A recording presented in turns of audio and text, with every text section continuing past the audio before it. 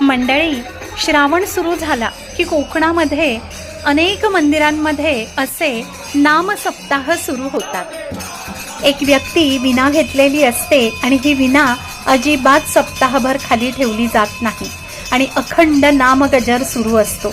भजन कीर्तन हे सुरूच असतं।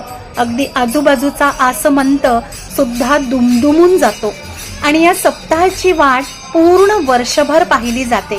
त्या वाडीतील प्रत्येक व्यक्ती या गजरासाठी उत्सुक असते। मग दिवस नाही आणि रात्र नाही, अगदी रात्रभर सुद्धा हा गजर सुरूच असतो। ही अशी भावभक्ती असल्यामुळेच अजूनही चांगली प्रवृत्ती टिकून आहे। रत्नागिरीच्या मांडवी भैरी मंदिरामध्ये गेली 18 वर्ष मी नियमित जाते आहे। जेव्हा हा गजर सुरू होतो तेव्हा तिथल्या पॉझिटिव्ह वाइब्स अमेझिंग असतात। खूप सारी पॉझिटिव्हिटी आपल्याला मिळते। Thank you.